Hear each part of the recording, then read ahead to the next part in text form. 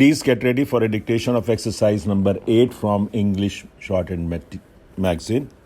It's legal material. 5 seconds. Start.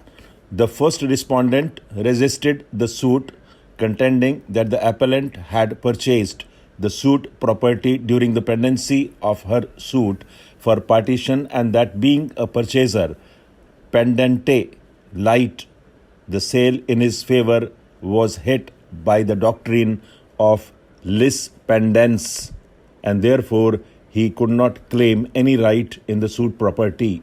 She asserted that the suit property was not the self-acquired property of the second respondent, and that the suit property was purchased by her father in the name of the second respondent. She denied that there was any collusion between her and the second respondent. The second respondent did not contest the suit.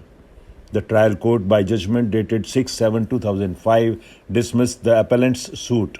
It held that the suit property was not the self-acquired property of second respondent, and that there was no collusion between first and second respondents, and that the appellant, having purchased the suit property under sale dated 11/4/1990 during the pendency of the suit for partition filed by the first respondent against the second respondent, the sale in his favor was hit by the doctrine of lis pendens, and therefore the appellant did not get any title to the suit property, and he was not entitled to the relief of declaration and injunction sought by him.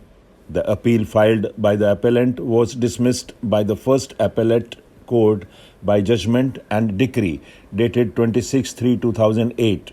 The second appeal filed by the appellant was dismissed by the High Court by the impugned judgment dated 1/9/2009 by holding that appellant was a pendente light purchaser, attracting the doctrine of lis pendens under Section 52 of Transfer of Property Act 1882, and therefore the courts below were justified in ignoring the purchase by appellant.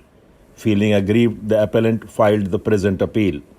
The partition suit was decreed, holding that the first respondent was entitled to half share in the properties which were the subject matter of partition suit, including the suit property. In the final decree proceedings, an equitable division was made, accepting the report of the commissioner, who had divided the suit property as per the sketch, resulting in approximately 3/4 of the suit property being allotted to the first respondent, and only the remaining 1/4 of the suit property being allotted to the second respondent. The contention of the appellant that the partition suit by the first respondent against the second respondent was collusive, and that the suit property was the self-acquired property of the second respondent, and the first respondent did not have a share therein, have been concurrently negatived.